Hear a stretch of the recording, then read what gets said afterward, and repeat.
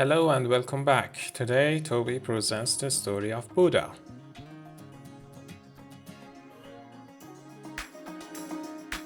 Buddha was born as Siddhartha into a wealthy Indian family, and he grew up as a prince with no care in the world. He got married, he had kids, and he was totally unaware of the amount of suffering ordinary people had to go through. One day, the adult Siddhartha goes out to see things for himself.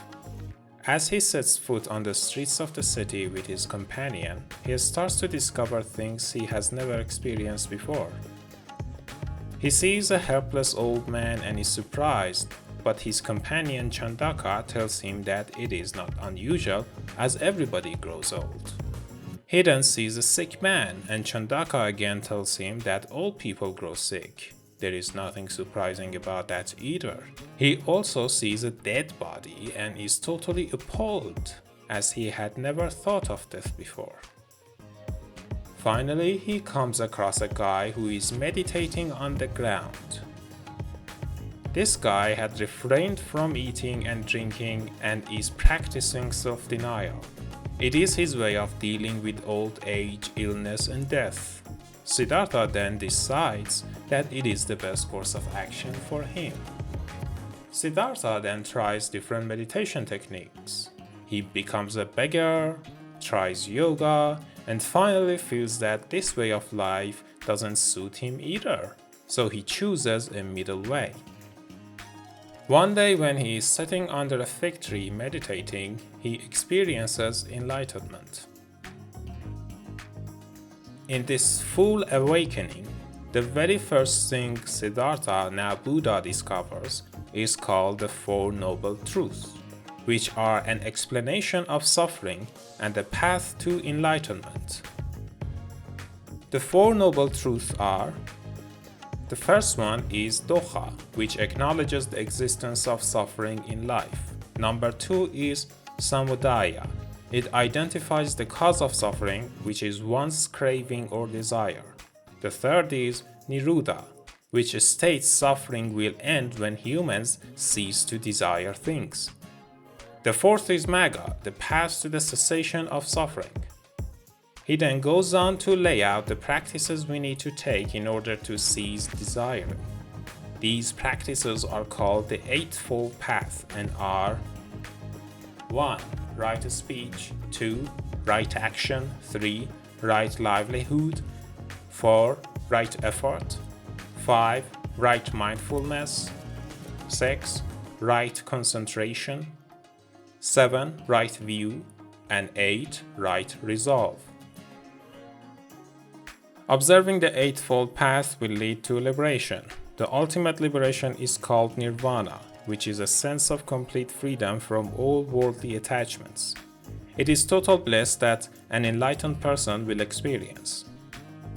Now a few words about Jataka tales. The Jataka tales are a collection of ancient Indian folk tales that are part of Buddhist literature. These tales recount the various past lives referred to as Jataka of the Buddha. One of the most famous Jataka stories is The Rabbit in the Moon. There was a monkey, an otter, a jackal, and a rabbit who decided to practice charity on the full moon. On that day, an old man approached them, begging for food. The monkey climbed trees and gathered fruits, while the otter collected fish from the river. The jackal managed to find a lizard and a pot of milk curd. However, the rabbit felt concerned about not having a substantial gift to give. The rabbit made a selfless decision. It chose to offer its own body as a gift to the old man by jumping into the fire he had prepared. Miraculously, the fire did not harm the rabbit, and at that moment, the old man revealed himself to be Sakra, an enlightened soul. To immortalize the rabbit's act of kindness, Sakra drew the likeness of the rabbit on the surface of the moon, visible to all. In the book, Buddha later reveals that he was that rabbit in his past life. Another interesting story is the one about the goat who laughed and wept. In this story, there is a goat that is going to be sacrificed at a Brahman feast. When he is about to be killed, he starts to laugh and then cry. The people around are surprised at this, so they ask the goat. The goat tells them that the life he is leading is his 499th life as a sacrificial goat, and it is a punishment for having sacrificed the goat himself in his first reincarnation as a human being. His laugh is for the fact that this is the last time he is being sacrificed, and his cry is because the sacrificers will suffer a misery similar to his. At this point, the sacrificers decide to release him rather than face his fate. Finally, Buddha dies after eating a meal someone gave him as a gift.